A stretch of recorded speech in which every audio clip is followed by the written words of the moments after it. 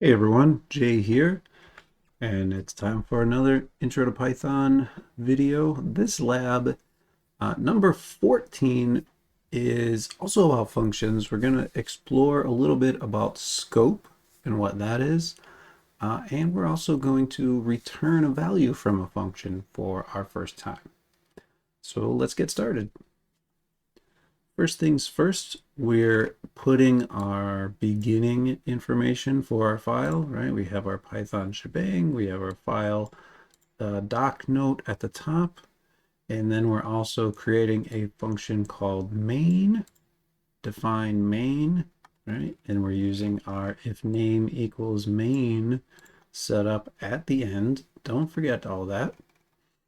Right now, we have a main function, and I have two other functions. I have scope test 1 and scope test 2. We'll explore what they do in a minute. First, let's have a look at main. I'm just printing a blank line for some space here. We'll print another blank line later. I have a function, a variable, called myValue, and you'll notice that I'm using the same variable name everywhere. MyValue, MyValue, MyValue is down here, MyValue. I'm only using one variable throughout the entirety of this program. And you'll notice something is a little bit off.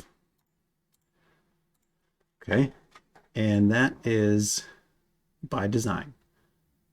So I have my value, it's set to 21 at first, and then I'm going to print the starting value is, I have a bunch of spaces, my value. And then I'm going to call scope test 1 and send it my value. And then I'm going to print the middle value is whatever is my value. Then I'm going to call scope test 1 again, send it my value. So this is new to us as well. We're giving a function a variable. We're going to give that variable to the function. Then the function is going to do something, and it's going to do something to the variable. We don't know. We'll find out. And then I'm going to print the value of the variable and see how it may or may not have changed. Okay. Then I'm going to call this function again. I'm going to call it 2 times, and I'm going to print the value at the end of each time. What does that function do? That function is going to add 20 to my value, print out the value while it's in the function, and then we're going to immediately print out the value again outside the function and see how it changes. Okay. The second section here, using scope test 2, is going to do all the same exact stuff, still using my value, still printing out what it is.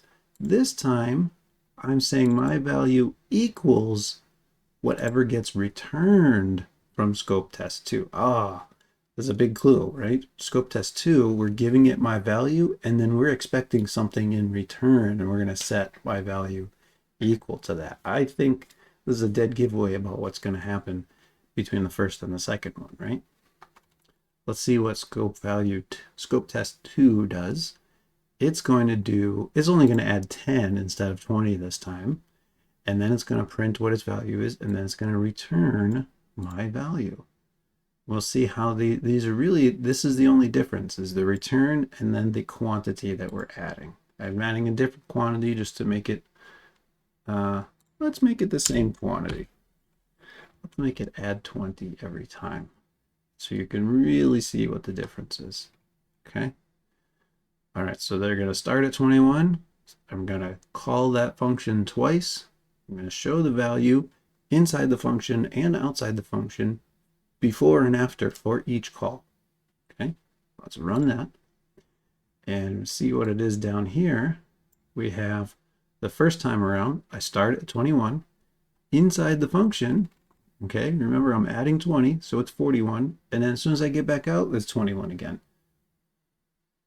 Because what's inside the function does not affect what's outside the function. That's this my value right here, and this my value right here is a different variable.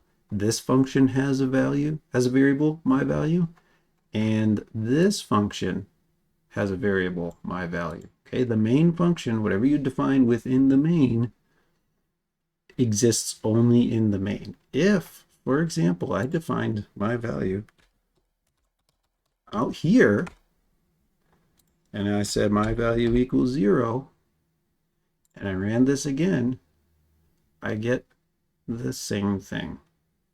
Okay? The same exact thing. That is because there is a specific way of dealing with global variables in Python. We're not doing that right now, though. Global variables in general are frowned upon because they are dangerous. Okay, so in the first one, we start with 21, we add 20, and we can see it, but as soon as we get out of this scope test function, that's gone because we only changed it in the function. And then it's 21 again, and then we call the scope test function, we add 20, and then when we get out, it's gone again because we only added it within the function. In the second one, second section here, I actually return that value and set the main program or the main function's my value equal to the result of that function. Okay, so this one really does keep. So we start at 21, we call the function and add 20. Okay, we have 41, but then we return the result of that and we set it to my value.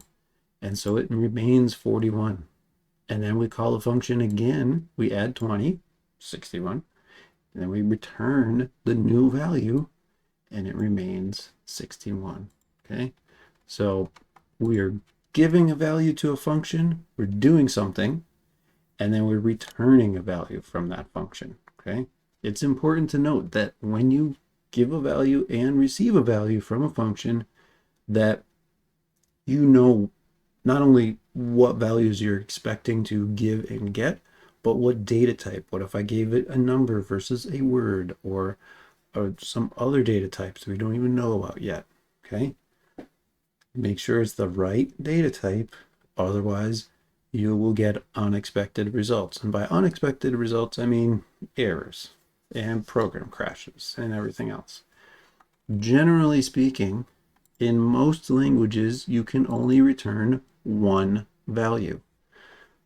Python does let you return multiple values.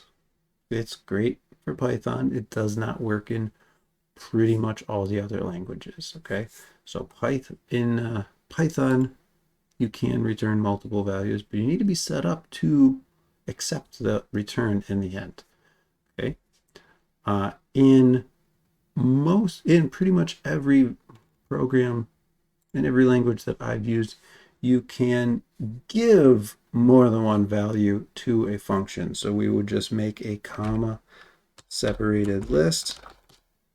On the negative side of that, well, not really a negative, but when you make a function that is supposed to take in two variables, oh, look, I got an error. You need to actually provide it both of those variables. That is not true of every language. Some languages, they will just start handing out variables in order, and if they run out of variables, it will continue to run. What usually happens is you need to build your program in a fail-safe way so that if it is missing the last variable or any of the last variables, it will continue to run. It provides some default value for that variable. That's something that we can do here, actually. Actually, I should have called that my value 2, right? And then it's not going to do it. It's missing the required argument, right? But what if I set my value 2 equals 0? And then I ran it, okay? So in here, I did not provide that second variable, that second function argument or parameter, but I gave it a default value, and so the program can continue to run. In the end, I didn't actually use it, but if you make a function that you could have default values, I encourage you to always include a default value whenever possible. It will help prevent future errors and make your code a little bit more robust. Okay. It's important to note that in some language, when you're providing default values, you have to provide default values from the end. Let's say in C++, if you have 4 variables that you're 4 arguments and parameters to a function, if you want to provide a default value to the middle one, you have to provide a default value to all the ones to the right of that as well. That's not necessarily true for every language, so do know what the language is that you're working with and what its requirements are. My value 2 is not part of my program. All right, so here is all the code again. This, remember to include this beginning part, okay? Don't forget that. Have your main function. You don't need to have the breakpoint. That's there for when I run in VS Code and I want to check stuff there. All right, so do this first part, the second part. Here are your two functions, scope test 2, scope test 1. And then your if name equals main, right? Important, always put if name equals main after you define main. If I put if name equals main before, and then I try to execute the main function before I have defined the main function, that will not want to work. Okay, you need to define it and then you can call it. All right. That's all we have for this video. As always, thanks for watching, and I'll see you next time.